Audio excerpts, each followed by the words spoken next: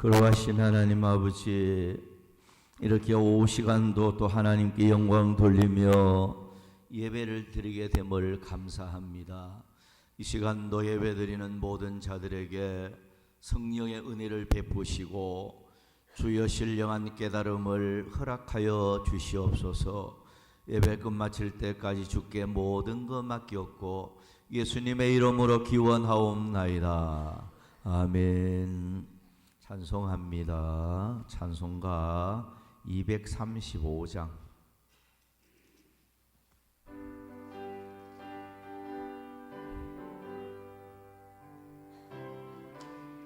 부르고 나서 정호 완수 집사님 기도해 주시기 바랍니다.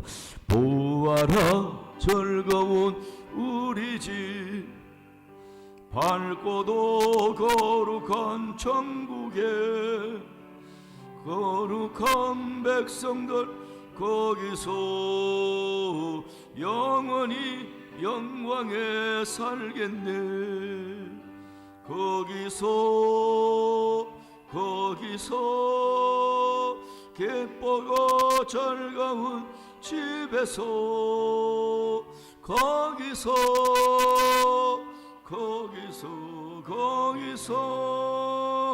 영원히 영광에 살겠네. 앞서간 우리의 친구들 광명한 고집에 올라가 거룩한 주님의 보좌 찬미로 영원히 즐기네. 거기서 기쁘고 즐거운 집에서 거기서 찬미로 영원히 즐기네. 우리를 구하신 주님도 거룩한 고집에 계시니 우리도 이 세상 떠날 때 주님과 영원히 살겠네. 거기서 기쁘고 즐거운 집에서 거기서 주님과 영원히 살겠네. 우리의 일생이 끝나며 영원히 즐거운 곳에서 거룩한 아버지 모시고 기쁘고 즐겁게 살겠네. 거기서 기쁘고 집에서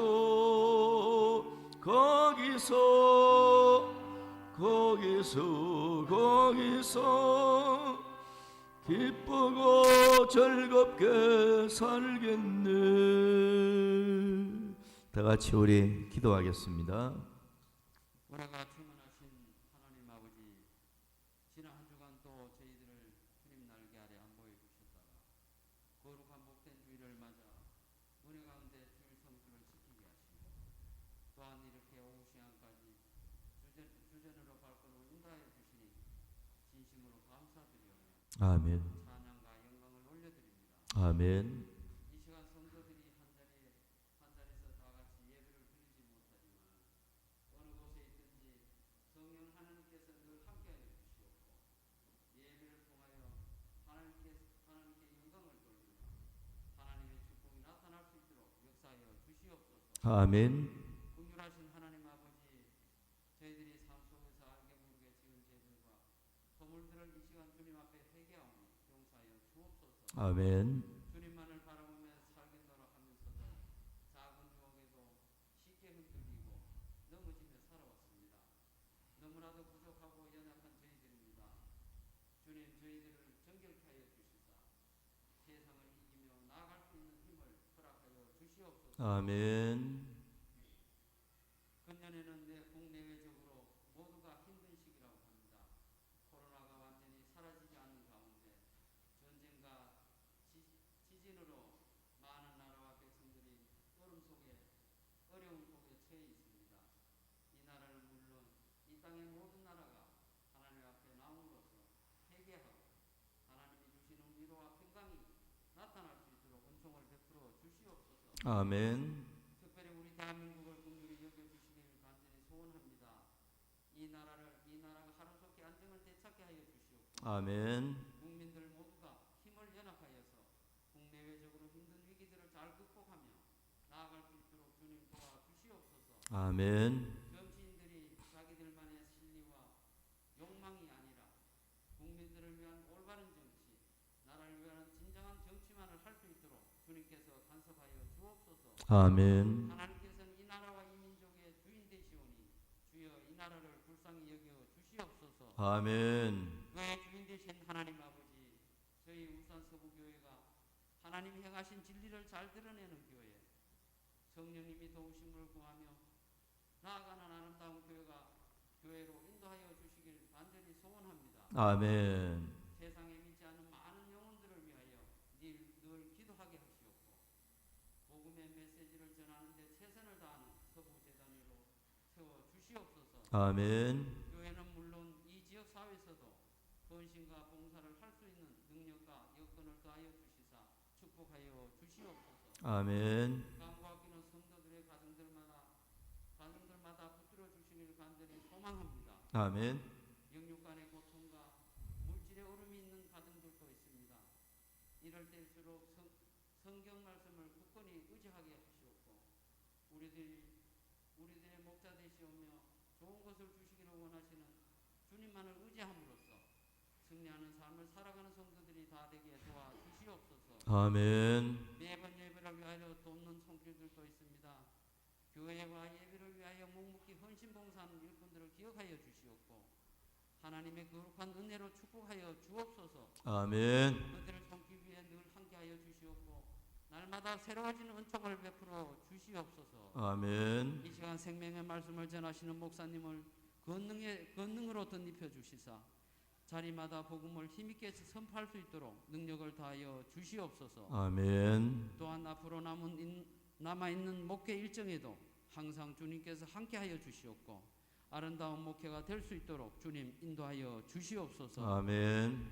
목사님과 사모님의 건강 또한 늘 지켜 보호해 주시옵고 교회 안에 모든 성도들 위에도 평강과 은총을 내려 주시옵소서. 아멘. 이 시간 저희들의 마음의 문을 활짝 열어 주시옵고 드리는 예배를 통하여 은혜 받고 깨달음 있는 소중한 시간으로 인도하여 주시옵소서. 아멘. 예배를 시작하였습니다. 마치는 시간까지 함께하여 주시옵고 예수님 이름으로 간절히 기도드리옵나이다. 아멘.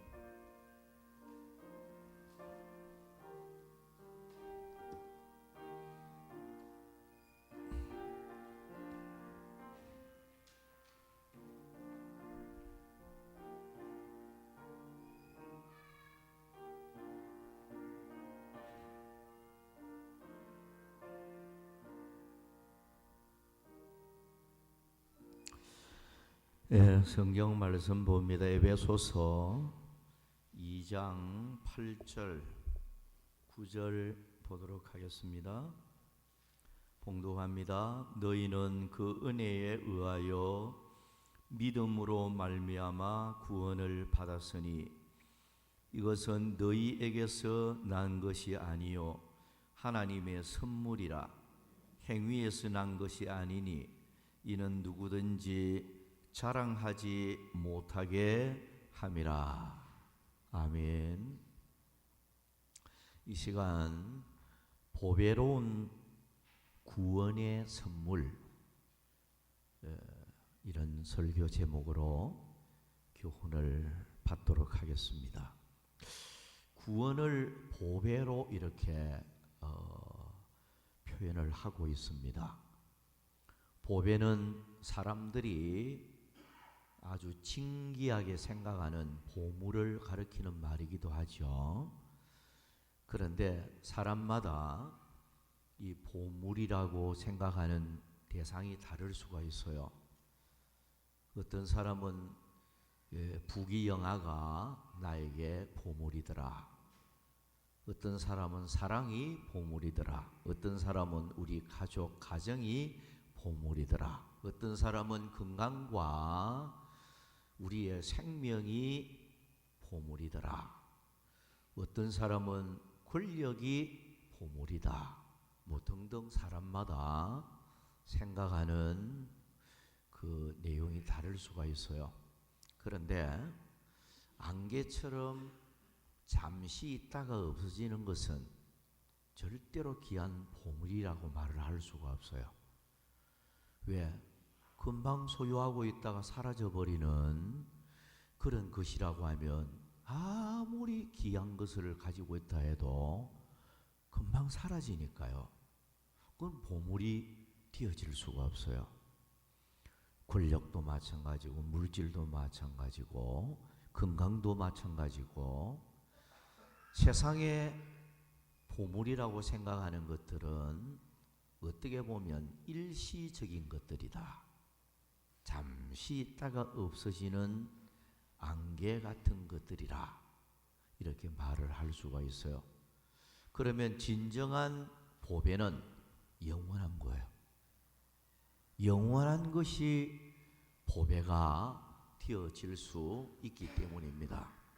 오늘 성경적으로 이래 보면 이 성경의 보배라고 표현을 하고 있는 내용들을 보면 예수님을 최고의 귀한 보배로 이렇게 베드로전서 2장 4절이 말씀을 하고 천국이 최고의 귀한 보배로 마태 13장 44절부터 46절까지 또 약속의 말씀이 바로 보배롭다. 그래서 베드로후서 1장 4절 그리고 주를 위한 충성 헌신 이것도 하늘의 보물과 같은 것들입니다. 보물을 쌓아놓는 것들이니까요. 마태 6장 19절부터 21절까지 그리고 주의 인자하심 이것도 귀한 보배입니다. 시편 36편 7절 그리고 하나님이 주시는 능력 이것도 보배가 되어집니다.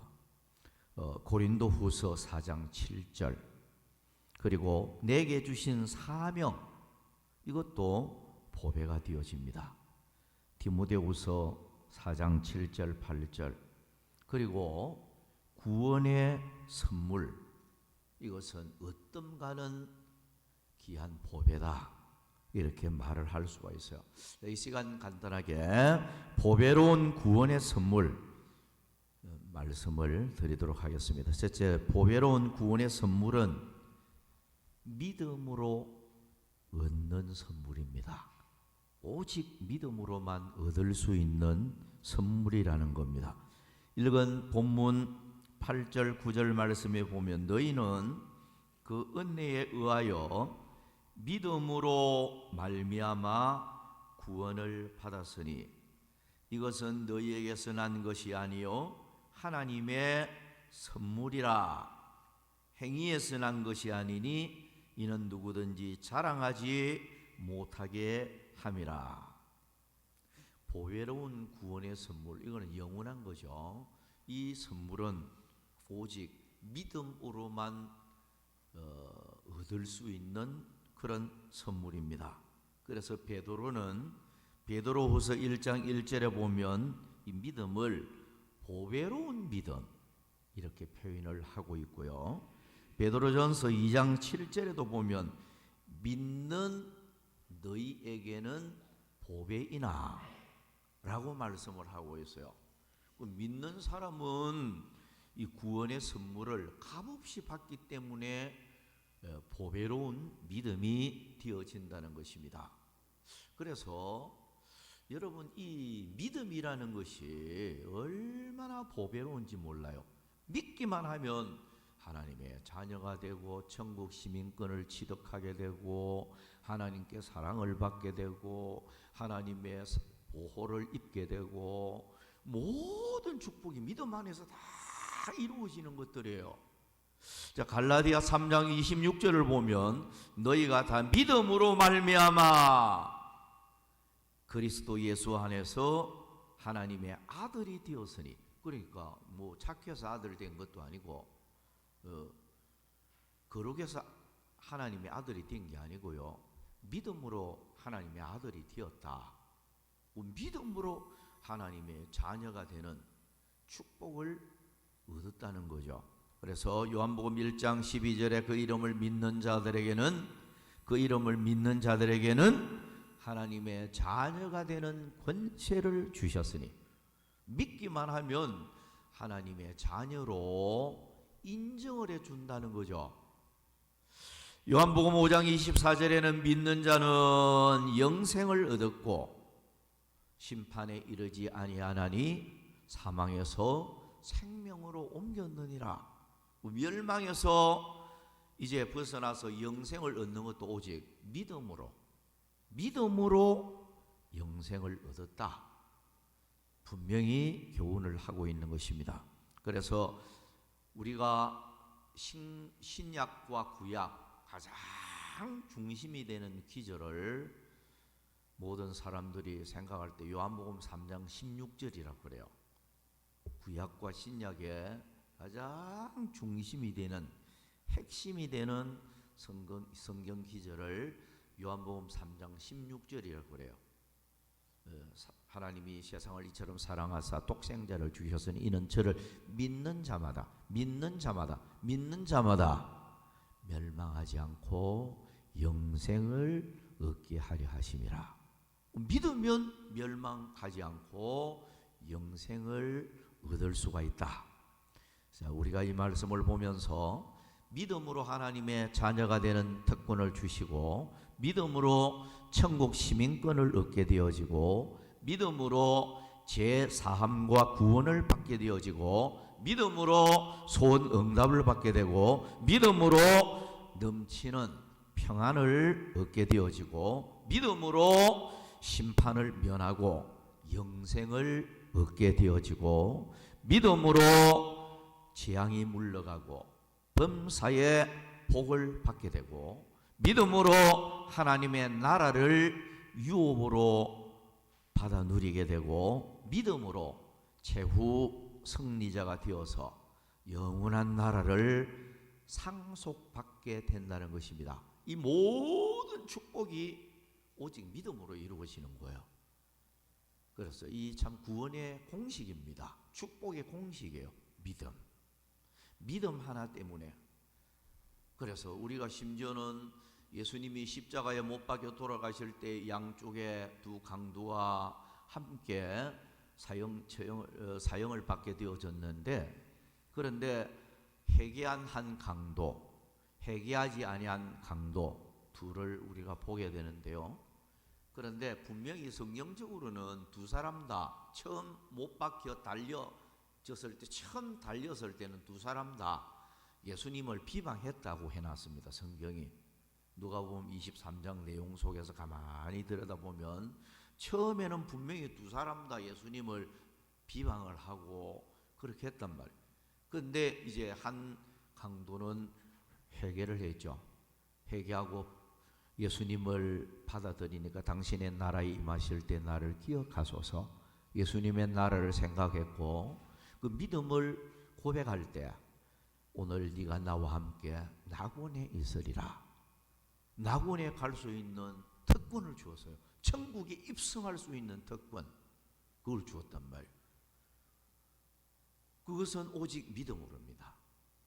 강도로 살아온 지난 날들이 있었지만 내어놓을 것 없는, 그야말로 세상에 때묻고 범죄 타락하고 그렇게 살아온 한 강도였지만, 회개하고 예수님을 믿음으로 받아들이는 순간에 오늘 네가 나와 함께 낙원에 있으리라. 믿음으로 천국 입성하는 특권을 얻은 거예요.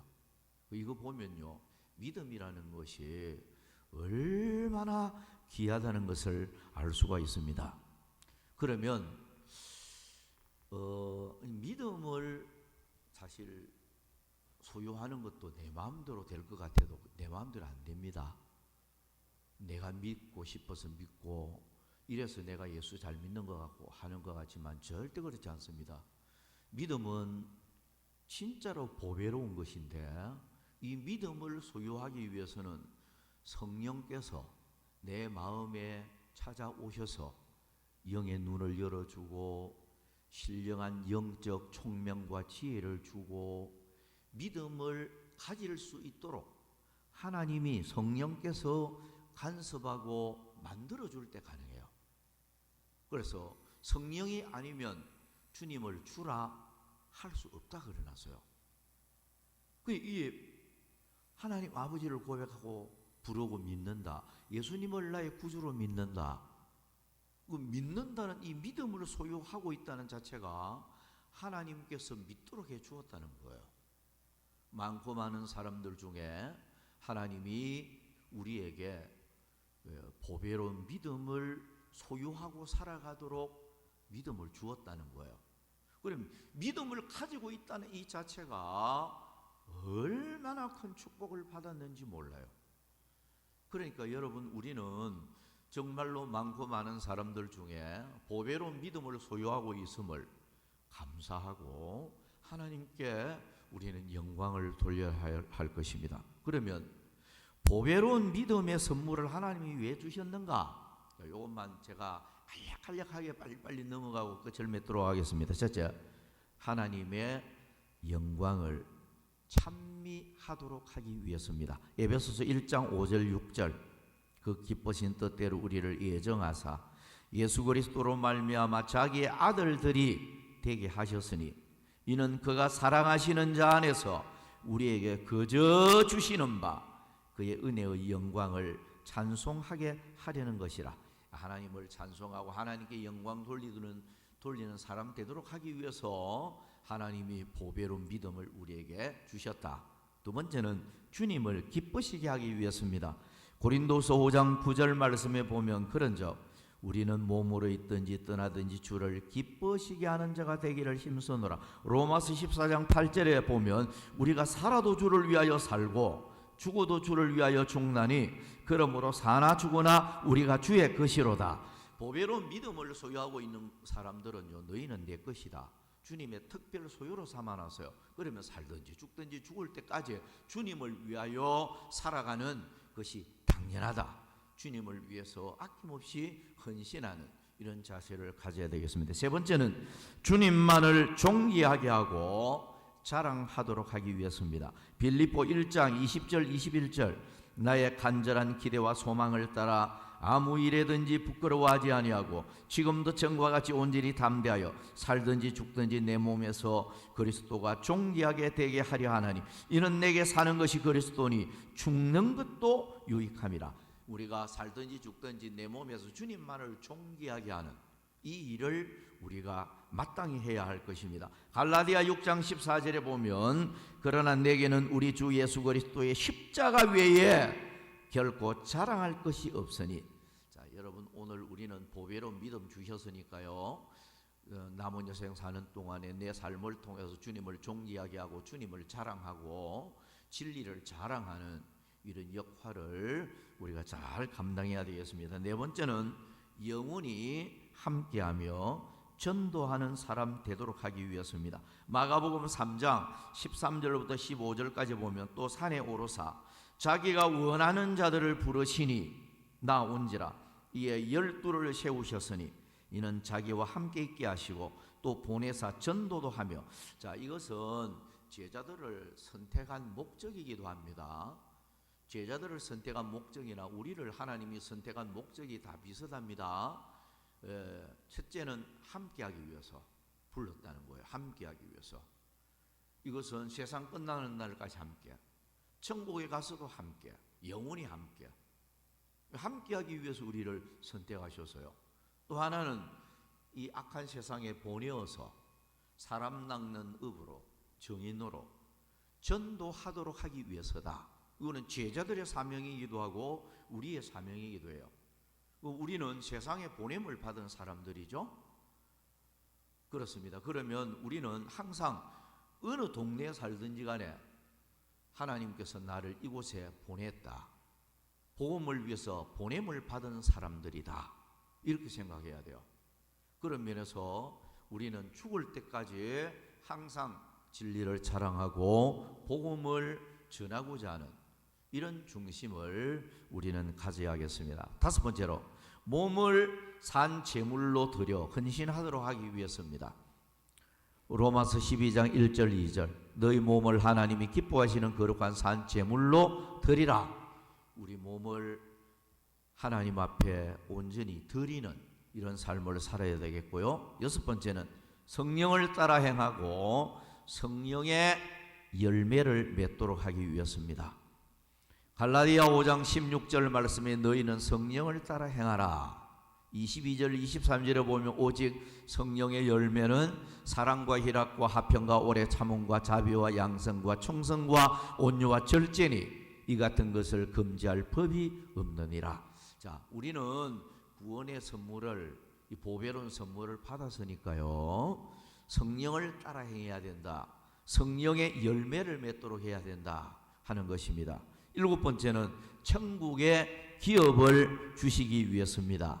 히브리서 9장 15절, 이로 말미암아 그는 새 언약의 중보자시니 이는 첫 언약 때에 범한 죄에서 속량하려고 죽어서 부르심을 입은 자로 하여금 영원한 기업의 약속을 얻게 하려 하심이라.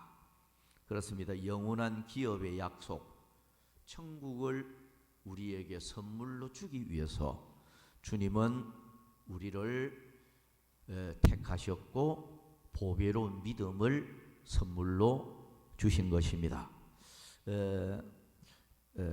유명한 피터 마샬 목사님께서 세상을 떠날 때에 이 남편이 죽는 그 모습을 임종하는 그 순간에 보면서 부인이 참 많은 눈물을 흘렸는데요. 근데 이 피터 마샬 목사님이 마지막 다 임종하면서 이제 죽으면서 마지막 남기는 말이 내일 아침에 다시 만납시다. 자기 아내에게 마지막 남긴 말이에요. 사모님에게 내일 아침에 다시 만납시다.